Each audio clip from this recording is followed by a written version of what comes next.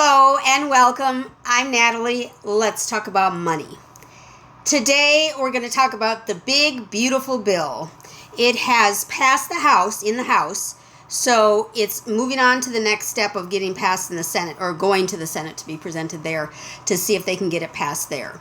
So it passed by a very slim little margin of 215 to 214. So one person made the difference in letting or allowing this bill to pass. So let's go ahead and talk about it. So a few of these things I did talk about the other day when it first was mentioned in detail. And now, since it actually has gone through the vote and actually has passed, I'm going to talk about it a little bit more, because why not? This is what's happening in our world today. We should know. I am focusing on individuals because that's what affects all of us. We're all individuals. And small business does have a part in here, but I don't think I included anything on my little list. So we're going to talk about individuals and how this affects us as individuals. So as individuals, we'll continue at the currently lower tax rate, which will basically avoid an increase of 2 to 3% if the bill weren't passed. And this cut would also become permanent. If this passes the Senate, it will become a permanent increase in the tax rate. So if this didn't pass, we would have everyone's taxes would raise, everyone.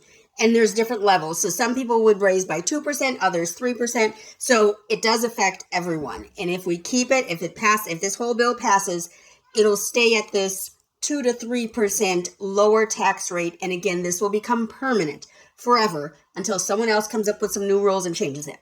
It's not something that has to be voted on every 10 years or anything like that. And this would keep the current $34,000 standard deduction if you're married filing jointly. It would keep that amount as your deduction. So just keep that in mind. And then one thing I didn't mention before, because I don't have children, so I don't know how big of an impact this is. But I imagine if you have children, it matters because children are expensive. So the child tax credit would stay at $2,000. And more importantly, perhaps, is that it also would become a permanent change.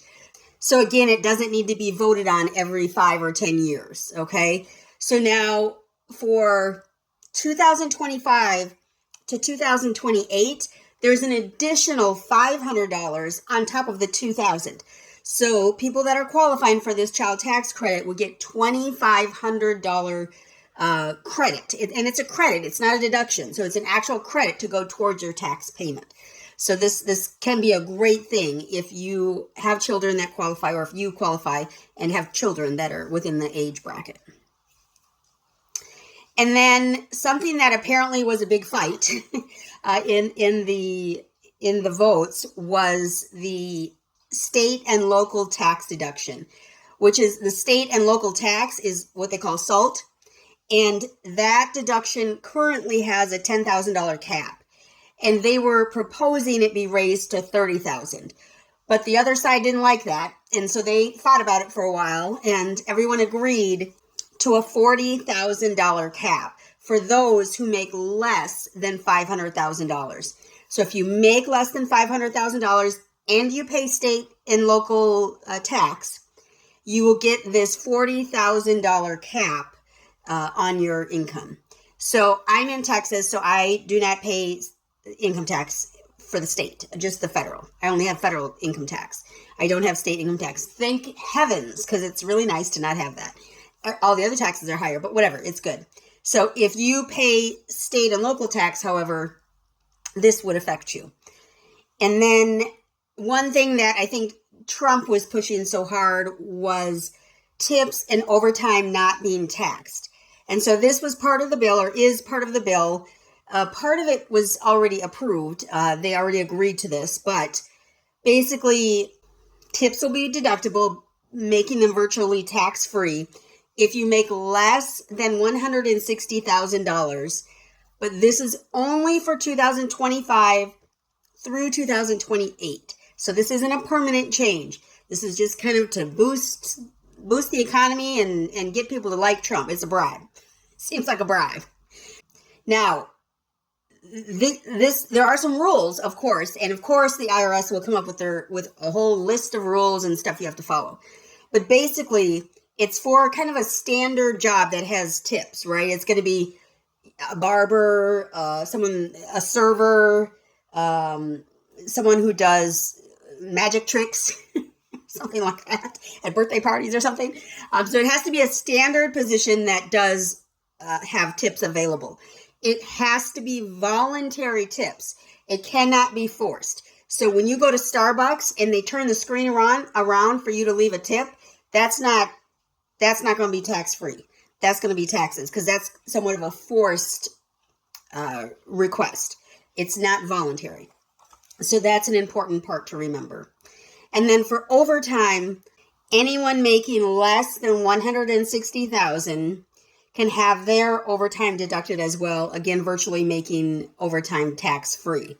So again, this is for 2025 through 2028 only.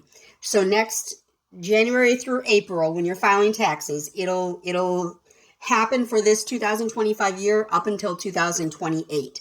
So if you are an employee that is hourly and receives overtime, this is a fantabulous benefit. So that's great. Now, of course, there's going to be bad parts of every bill that passes or that is presented. And so there's somewhat of a list, and I just picked out what was most noticeable to me. And so I am diabetic. I have lupus. I have some eye trouble. So I'm all about healthcare, right? Healthcare is important. And so there is some concern about Medicaid and SNAP cuts. So there's talk that anywhere up to 14 million individuals may lose their health coverage, and up to 3 million individuals may go without their food assistance that they've currently been getting. Now, what does this mean? I don't know. What it means is that if you are on these low income or lower income programs, it's going to be tough, because you either may be cut from a program, or your benefits may be lowered for the said program. So it's easy to say, well, just go get a higher paying job. But of course, doing that is a whole different situation, right? So if you're someone who can only work limited hours, which then means you can only make a limited amount of money, this could affect you.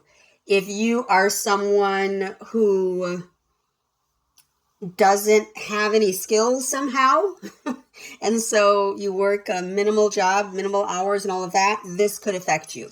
So just keep that in mind. It can affect what they're saying are the lower income programs like Medicaid and SNAP. And it seems to me, first, there are some big changes. These are big changes, and literally they can affect all of us. They can affect all of us for many different reasons. But there appears to be a direction Trump is moving toward, and that basically is having people be responsible for themselves and get benefits for doing so. So if you are someone who is collecting benefits and not working toward getting better or doing anything else, some of those benefits may be cut. Now, this is overgeneralized. I'm not saying everyone who's on benefits is somehow doing something wrong. I'm not doing any of that. However, it seems to be a trend that Trump wants to modify the programs for lower income individuals.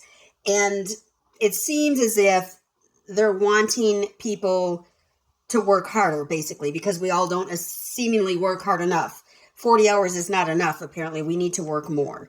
And so people who are working 40 or more hours per week, and it's just a low-paying job, some of those people are on these benefits, and they're doing as much work as they can. If you have 3 kids and you're single and you are at a lower income range, if you're making $15 an hour and you live in a place that doesn't support $15 an hour, this can be very difficult, because you may be on Medicaid, you may be getting SNAP benefits, all of this. So this can be difficult. This can be a tough move to make. But that's what it looks like to me. And so, of course, naturally, I'm going to encourage everyone to invest in yourself today so that you can make a difference for others tomorrow. And also give the video a big thumbs up. Leave a comment down below. Have you heard about all of the programs or the details on the big, beautiful plan? Or, I'm sorry, big, beautiful bill? There's lots of news about it. So go ahead and read about it, learn about it, and see how it's going to affect you. And so give the video a big thumbs up, leave a comment, and subscribe. Make sure you subscribe. When you subscribe, hit the bell so you know when the next video comes out. I truly appreciate you coming by today, and I sure hope that you can appreciate today, as tomorrow is never promised. Thanks, y'all. Y'all have a great one.